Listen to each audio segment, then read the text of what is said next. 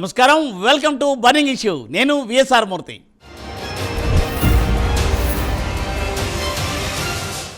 ఆంధ్రప్రదేశ్ రాజకీయాల్లో జనసేన ప్రభావం రోజురోజుకు పెరుగుతోంది. మరింతగా ప్రజల్లోకి చొచ్చుకుపోయేందుకు ఆ పార్టీ అధిష్టానం కసరత్తు చేస్తోంది. ఈ తరుణంలోనే జనానికి చేరువ కావడానికి జనసేన కీలక నిర్ణయం తీసుకుందా? ఇప్పటికే 2 ప్రత్యక్ష ఎన్నికలు ఎదుర్కొని అపార అనుభవాన్ని సొంతం చేసుకున్న జనసేన పార్టీ తదుపరి ఎన్నికల నాటికి క్షేత్రస్థాయిలో బలోపేతానికి శ్రీకారం చుట్టిందా? రాష్ట్ర వ్యాప్తంగా ఎప్పటి నుండో జనసేన కార్యకర్తలు ఎదురు చూస్తున్న ఆ రోజు త్వరలోనే రాబోతోందా? క్షేత్రస్థాయిలో పార్టీ బలపడితే భవిష్యత్తులో ఏపీ రాజకీయాల్లో జనసేన కీలక శక్తిగా మారనుందా? ఇంతకు జనసేన తలపెట్టిన ఆ కార్యక్రమం ఏంటి? వచ్చే ఎన్నికల నాటికి మరింతగా బలం పుంజుకునేలా వ్యూహాత్మకంగా అడుగులు వేస్తున్న జనసేన ఫ్యూచర్ ప్లాన్స్ ఏంటి? జనసేన శ్రేణులకు ఇది నిజంగా గుడ్ న్యూస్ లాంటి వార్త. ఎందుకంటే ఎప్పటి నుంచో ఎదురు చూస్తున్న అంకానికి త్వరలోనే ముహూర్తం సెట్ చేశారు జనసేన పార్టీ పెద్దలు. విశ్వసనీయ వర్గాల నుంచి అందుతున్న సమాచారం ప్రకారం జనసేన పార్టీ పదవులపై కసరత్తు కొలిక్కి వచ్చినట్టు తెలుస్తోంది. ఏప్రిల్ 1వ తారీఖు నుంచి రాష్ట్ర వ్యాప్తంగా జనసేన కమిటీలను వేయబోతున్నట్టు సమాచారం. బూత్ లెవెల్ నుంచి స్టేట్ లెవెల్ వరకు కమిటీలను ఏర్పాటు చేసి పార్టీ పదవులను ప్రకటించబోతున్నారట. దీంతో జనసేన శ్రేణులు ఆసక్తిగా ఎదురు చూస్తున్న తరుణం త్వరలోనే రాబోతోందన్నమాట.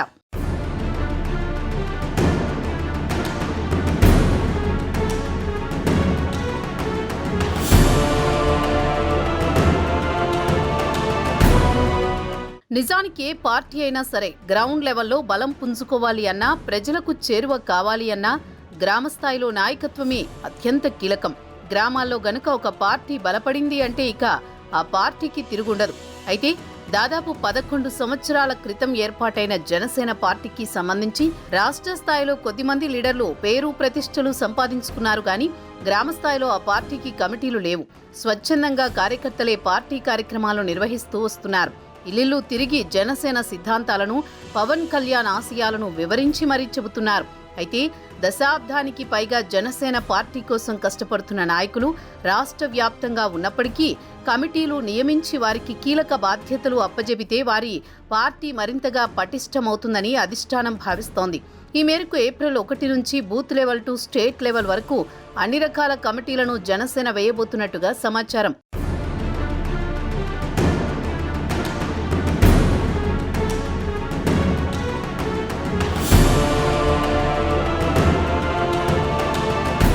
నిజానికి భారతదేశంలో ఏ రాజకీయ పార్టీకి కూడా వీలుపడని విధంగా 2024 సార్వత్రిక ఎన్నికల్లో జనసేన విజయాన్ని దక్కించుకుంది. పోటీ చేసిన అన్ని స్థానాల్లో గెలుపొంది సరికొత్త రాజకీయ శక్తిగా అవతరించింది. ఆంధ్రప్రదేశ్ రాజకీయాల్లో 100% స్ట్రైక్ రేట్ సాధించడం అంటే సామాన్యమైన విషయం కాదు. బలమైన రాజకీయ శక్తులుగా ఉన్న తెలుగుదేశం, వైసీపీ రాజ్యమేలుతున్న క్రమంలో పొత్తుగా ఏర్పడి జనసేన బంపర్ విక్టరీ సాధించింది. జనసేన గెలుపులో ఆ పార్టీ కార్యకర్తల కృషి వెలకట్టలేనిది. పవన్ కళ్యాణ్ అడుగుజాడల్లో నడుస్తూ పార్టీ కోసం అనుక్షణం పాటుపడుతూ నాయకులు, కార్యకర్తలు రాష్ట్ర వ్యాప్తంగా ఆయా నియోజకవర్గాల్లో ఉన్నారు. అయితే వారికి కీలక బాధ్యతలు అప్పజెబితే పార్టీని మరింతగా ముందుకు తీసుకువెళతారు అన్న భావన అధిష్టానంలో కనిపిస్తోంది. ఇందుకు సంబంధించి గత కొన్నాళ్లుగా కసరత్తు చేస్తూ వస్తోన్న జనసేన ఏప్రిల్ 1 నుంచి కమిటీలను నియమించే కార్యక్రమం మొదలు పెట్టబోతోందని సమాచారం.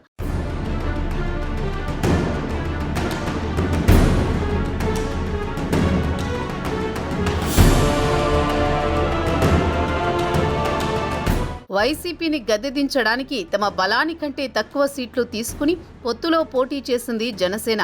రాష్ట్రం కోసం పవన్ కళ్యాణ్ తగ్గి మరీ త్యాగం చేశారు. అయితే ఇప్పుడు క్షేత్రస్థాయిలో పార్టీని పటిష్టం చేసుకుంటే వచ్చే ఎన్నికల నాటికి ఆ పార్టీకి సీట్లు మరింత పెరిగే అవకాశం ఉందని రాజకీయ విశ్లేషకులు చెబుతున్నారు. పవన్ కళ్యాణ్ కూడా కూటమి 10 కాలాల పాటు కొనసాగాలని, రాష్ట్ర అభివృద్ధి కోసం కూటమి పార్టీలు కలిసి ప్రయాణం చేయాలని చెప్పుకుంటూ వస్తున్నారు. ఈ తరుణంలో వచ్చే ఎన్నికల నాటికి జనసేన బలం పెరిగితే ఖచ్చితంగా మరిన్ని సీట్లను పొత్తులో భాగంగా తీసుకునే అవకాశం ఉంటుంది.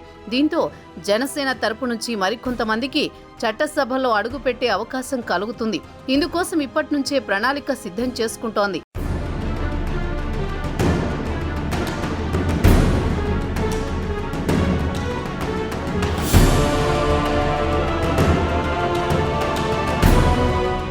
ఏపీ రాజకీయ చదరంగంలో పవన్ దూసుకుపోతున్నారు. అనేక సేవా కార్యక్రమాలు, దాన ధర్మాలు చేస్తున్న నాయకుడిగా పార్టీలకు అతీతంగా పవన్కు ఆదరణ ఉంది. ప్రజారాజ్యం కంటే ముందే పేద ప్రజలకు సహాయం చేయడానికి కామన్ మ్యాన్ ప్రొటెక్షన్ ఫోర్స్ను స్థాపించారు పవన్.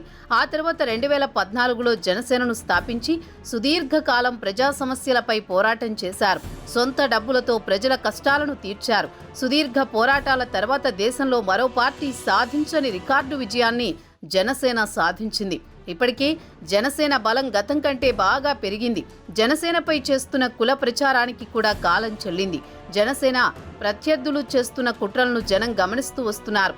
ఈ తరుణంలో 2024 సార్వత్రిక ఎన్నికల్లో కులమతాలకు అతీతంగా జనసేన వైపు నిలిచారు ప్రజలు. కాలక్రమంలో అందరిలోనూ మార్పు కనిపిస్తోంది. కాపు, ఎస్సీ, ఎస్టీ, బీసీ, మైనారిటీ అందరిలోనూ చైతన్యం పెరిగి, ఐక్యత పెరిగి పవన్ కళ్యాణ్ వెంట నడవడం ప్రారంభించారు. జనసేన విక్టరీలో అన్ని కులాల పాత్ర ఉంది. వచ్చే ఎన్నికల నాటికి జనసేన పార్టీని మరింతగా పటిష్టం చేయడానికి సేనాని ప్రణాళికలు రూపొందిస్తున్నట్లు తెలుస్తోంది. ఇందులో భాగంగానే రాష్ట్ర స్థాయి మొదలుకొని క్షేత్రస్థాయిలో కమిటీలు వేయబోతున్నట్టు సమాచారం. గ్రామ స్థాయిలో పార్టీ బలపడితే రాబోయే పంచాయతీ, ఎంపీటీసీ, జెడ్పీటీసీ ఎన్నికల్లో మరిన్ని స్థానాలను పొత్తులో దక్కించుకోవడమే కాకుండా ఆ ఎన్నికల్లోనూ 100% స్ట్రైక్ రేట్ ఈజీగా సాధించడం ఖాయం.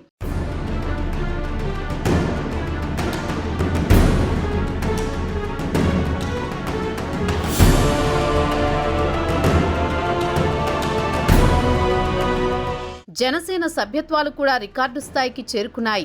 అధికారంలోకి వచ్చాక జనసేన సభ్యత్వ నమోదు ఊహించని రీతిలో స్పందన వచ్చింది. జనసేన సభ్యత్వ నమోదు కార్యక్రమం రికార్డులను బ్రేక్ చేసింది. ఏ పార్టీకైనా క్యాడరే బలం. ఇది 100% కరెక్ట్. అవును, క్యాడర్ బలంగా ఉంటేనే పార్టీలు మనుగడ సాధించగలుగుతాయి. ఈ మాట జనసేన పార్టీకి సరిగ్గా సరిపోతుంది. ఏపీ వ్యాప్తంగా సభ్యత్వాల నమోదు కార్యక్రమాన్ని ప్రజల్లో విస్తృతంగా తీసుకువెళ్లిన జనసేనకు మంచి స్పందన లభించిన సంగతి తెలిసిందే.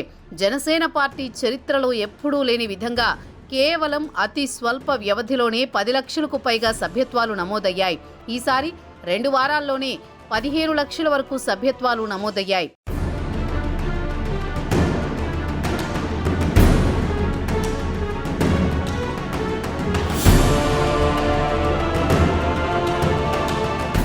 చేరికలు జనసేనలోకి బాగానే ఉన్నాయి. పవన్ గేట్లు ఎత్తితే వైసీపీ ఖాళీ కావడం ఖాయంగా కనిపిస్తోంది. అనేక మంది నేతలు, కార్యకర్తలు జనసేన వైపు చూస్తున్నట్లు ఆ పార్టీ నేతలు చెప్తున్నారు.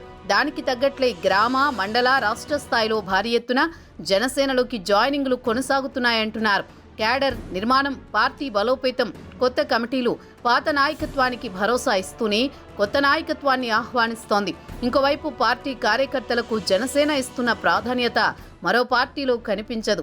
ఇతర పార్టీలకు భిన్నంగా క్రియాశీలక సభ్యత్వం తీసుకున్న వారికి 500 రూపాయలతో బీమా కల్పిస్తోంది జనసేన.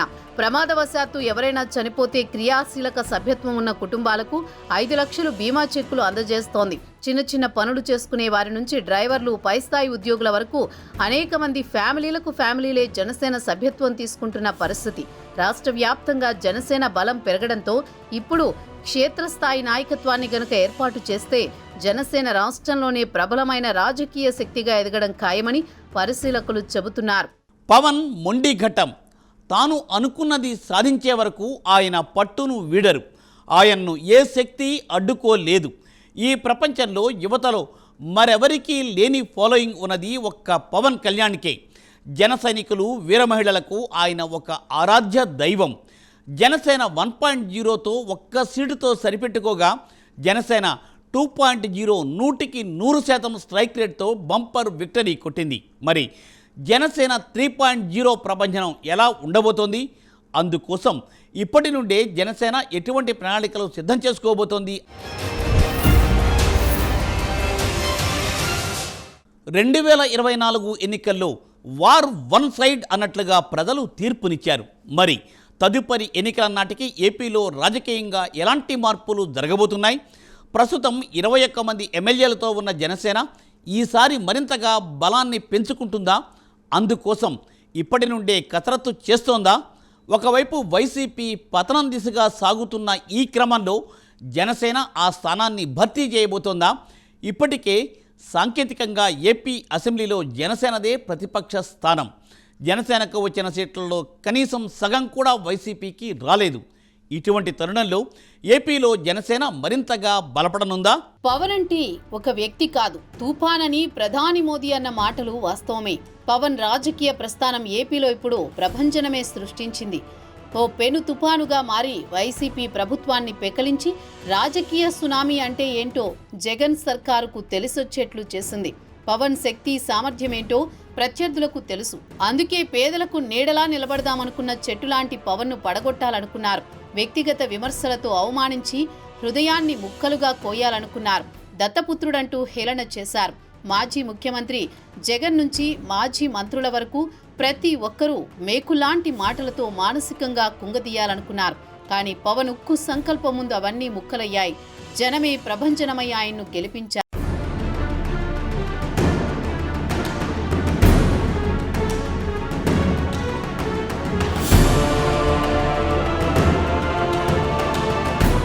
పవన్ కళ్యాణ్ కోసం సూట్ కేసులతో డబ్బులు పట్టుకుని ఇంటి ముందు నిలబడే నిర్మాతలు, విలాసవంతమైన జీవితం, షూటింగ్లకు ఫారెన్ ట్రిప్పులు ఇవేమీ ఆయనకు సంతృప్తినివ్వలేదు. తనని ఆరాధించే, అభిమానించే వారి కోసం ఏదైనా చేయాలి. అందుకు ప్రజాక్షేత్రమే తనకు సరైన వేదిక అని భావించారు. రాజకీయం అంటేనే పులిమీద స్వారీ. ఒక్కసారి అడుగు పెట్టాక వెనుతిరిగి చూడకూడదు. నేరుగా ఆ రణక్షేత్రంలో దిగితే ఏం జరుగుతుందో కూడా తెలుసు. పోటీ చేసిన 2 చోట్ల ఓడిపోతే ఏ రాజకీయ నాయకుడైనా కుంగిపోవడం ఖాయం. కానీ జన సైనికులు నిరంతరం ప్రజాక్షేత్రంలో ఉండేలా పవన్ కార్యనిర్దేశం చేశారు. 2022లో రైతు భరోసా యాత్ర చేపట్టారు. ఆత్మహత్య చేసుకున్న అన్నదాతల బిడ్డల బాధ్యతను స్వీకరిస్తానని ప్రకటించారు. సొంత డబ్బుతో రైతు కుటుంబాలను ఆదుకుంటానని హామీ ఇచ్చారు. అన్నట్లే సొంత డబ్బు కోట్ల రూపాయలను ఆత్మహత్య చేసుకున్న రైతుల కుటుంబాలకు పంచారు. మాటిస్తే ఎన్ని కష్టాలొచ్చినా వెనక్కి తగ్గని నేతగా నిలిచారు పవన్.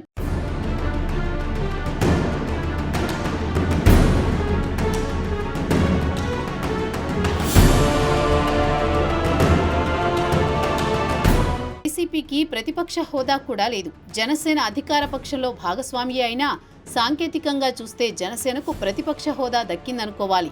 ఈ ఎన్నికల్లో ఓడిన వైసీపీ 2029 ఎన్నికల్లో గెలుపు కోసం ఇప్పట్నుంచే ప్రణాళికలు సిద్ధం చేసుకుంటోంది. 2029 ఎన్నికలు వైసీపీకి జీవన్మరణ సమస్యగా ఉండబోతాయని అంటున్నారు. ఎందుకంటే ఆ ఎన్నికల్లో ఓటమి పాలైతే వైసీపీకే ఇబ్బంది. ఇప్పటికే అసెంబ్లీలో సీట్ల పరంగా వైసీపీకి రెట్టింపు సంఖ్యలో జనసేన ఎమ్మెల్యేలున్నారు. ప్రస్తుతం జనసేన అధికారంలో భాగస్వామిగా ఉంది. పవన్ చరిష్మా చూస్తే టాప్ రేంజ్లో ఉంది. జనసేన అధికారంలో ఉండడంతో పార్టీని బలోపేతం చేసుకోవడం చాలా ఈజీ. వచ్చే ఎన్నికల నాటికి క్షేత్రస్థాయిలో పార్టీని బలోపేతం చేసుకుంటే అప్పటికి మరిన్ని సీట్లు గెలుచుకునే అవకాశం ఉంది. ఈ 5 ఏళ్లలో పార్టీ క్షేత్రస్థాయిలో బలపడితే 2029 ఎన్నికల్లో జనసేన బలం ఇంతకు 2-3 రెట్లు ఆ పైన పెరిగిన ఆశ్చర్యం లేదని రాజకీయ విశ్లేషకులు అంటున్నారు.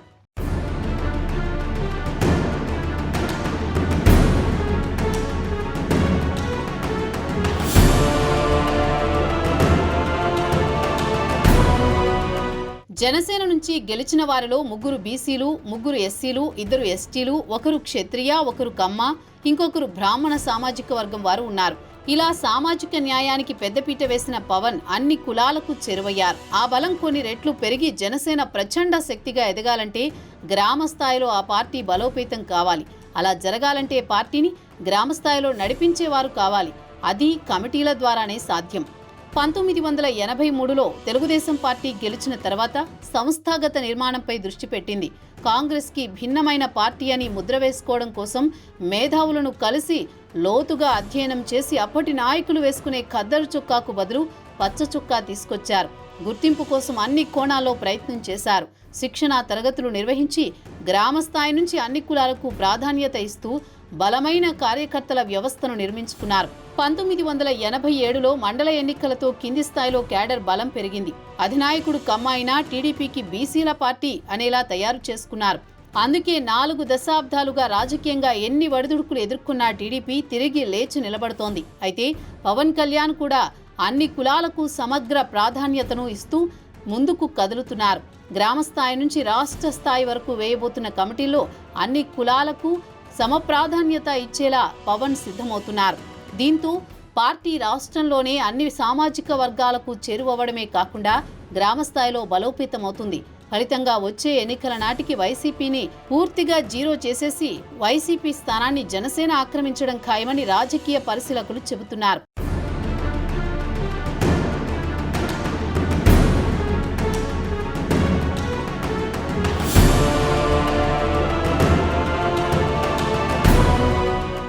ఇంతింతై వటుడింతై అన్నట్లుగా జనసేన ప్రభంజనం సాగుతోందని చెప్పొచ్చు. భవిష్యత్తులో మరిన్ని విజయాలను అందుకునేందుకు క్షేత్రస్థాయిలో బలం పుంజుకునేలా పావులు కదుపుతోంది ఆ పార్టీ.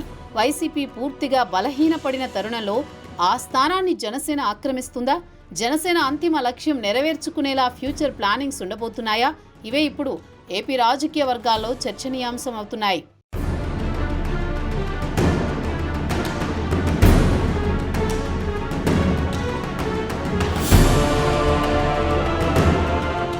ఇంకోవైపు తమ తప్పులు దిద్దుకుని మళ్లీ బలపడాల్సింది పోయి వైసీపీ ఆ దిశగా ప్రయత్నించకపోవడం కూడా జనసేనకు మరింత ప్లస్ అవుతోంది. ఏపీలో అధికారం కోల్పోయినప్పటి నుంచి వైసీపీ అధినేత జగన్ తీవ్ర నిరాశ నిస్పృహలతో కూటమి ప్రభుత్వంపై నోటికి వచ్చినట్లు కామెంట్లు చేస్తూ విమర్శలు చేస్తున్న సంగతి అందరికీ తెలిసిందే. కూటమి ప్రభుత్వం పాలన మొదలుపెట్టిన తొలి రోజు నుంచే జగన్ విమర్శలు చేస్తూ వస్తున్నారు. పవన్ కళ్యాణ్ తీవ్ర పదజాలంతో తిట్టి ఎన్నికల్లో ఓడిన జగన్ మళ్లీ అదే తరహా వ్యాఖ్యలు చేస్తున్నారు. డిప్యూటీ సీఎంగా ఉన్న వ్యక్తిని చులకనగా మాట్లాడుతూ పవన్ అభిమానులకు, ముఖ్యంగా కాపు సామాజిక వర్గానికి దూరమవుతున్నారు జగన్. ఇంకోవైపు నేతలు వరుసగా వైసీపీని వీడుతున్నారు. వైసీపీ ఎప్పటికీ కోలుకుంటుందో తెలియదు గాని ఆ పార్టీలోని నాయకులైతే ఒకరి తర్వాత ఒకరు జగన్ కు గుడ్ బై చెప్పేసి వెళ్లిపోతున్నారు. ఇంతలా పార్టీ డ్యామేజ్ అయినా డ్యామేజ్ కంట్రోల్కు జగన్ దృష్టి పెట్టడం లేదని సొంత పార్టీలోనే వినిపిస్తున్న టాక్. పోయేవారిని ఆపలేకపోతున్నారు. పార్టీ కార్యక్రమాలు నిర్వహించేందుకు నాయకులు లేరు. జగన్ రేపు నియోజకవర్గాల పర్యటనకు వెళ్లినా ఆ పర్యటనను సక్సెస్ చేసే దిక్కులేదు. ఇంకోవైపు పవన్ కళ్యాణ్ కూటమికి ఆయువు పట్టుగా ఉండడంతో మళ్లీ వైసీపీ ఇప్పట్లో కోలుకోలేదని, జగన్ విధానాలు కూడా మార్చుకోవడం లేదని, తమకు గౌరవం ఇవ్వడం లేదని, తమను పట్టించుకోవడం లేదని చాలా మంది నాయకులు అసంతృప్తితో ఉన్నారు. వారిలో ఇప్పటికే కొందరు బయటికి వెళ్లిపోగా మరికొంతమంది ఎప్పుడెప్పుడు జంపు చేద్దామా అని ఎదురు చూస్తున్నారు. అయితే ఇంతగా పార్టీ పతనమైపోతున్నా జగన్ కు చీమ కుట్టినట్టు కూడా లేదేమో తెలియదు కానీ ఆయనైతే పోయేవారిని ఆపలేకపోతున్నారు. అసలే ఎన్నికల్లో 11 సీట్లకే పరిమితమై గట్టి దెబ్బ పడితే పార్టీని గాడిలో పెట్టి బలం పెంచుకుని పూర్వవైభవం దిశగా అడుగులు వేయాల్సింది పోయి జగన్ వ్యవహార శైలి అందుకు పూర్తి భిన్నంగా ఉందని రాజకీయ వర్గాల్లో చర్చ జరుగుతోంది. ఈ తరుణంలో వైసీపీ ఇప్పట్లో కోలుకోవడం కష్టమన్న అభిప్రాయాలు వ్యక్తమవుతున్నాయి. దీంతో జనసేన వైసీపీ స్థానాన్ని పూర్తిగా ఆక్రమించడానికి పెద్దగా సమయం పట్టదని అంటున్నారు. పవన్ కళ్యాణ్ వంటి నాయకుడిని తెలుగు ప్రజలు అంతకు ముందు ఎన్నడూ చూడలేదు, భవిష్యత్తులో కూడా చూడబోరేమో. ఏ రాజకీయ నాయకుడైనా వ్యక్తిగత ప్రయోజనాల కోసం పాకులాడుతూ ఉంటారు. కానీ పవన్ మాత్రమే రాష్ట్ర ప్రయోజనాల కోసం అలుపెరగని పోరాటాన్ని చేస్తున్నారు. ప్రజా సంక్షేమార్థం పనిచేస్తున్న వారికి ఎప్పటికైనా ప్రజలు ఉన్నత స్థానాన్ని కట్టబెట్టడం ఖాయమని రాజకీయ పరిశీలకులు అంటున్నారు. చూడాలి మరి జనసేన ఫ్యూచర్ ఏం మలుపులు తిరుగుతుందో అన్నది. ఇక ఇది ఈవేళటి బర్నింగ్ ఇష్యూ. మరో ఎపిసోడ్తో మళ్ళీ కలుద్దాం. నమస్తే.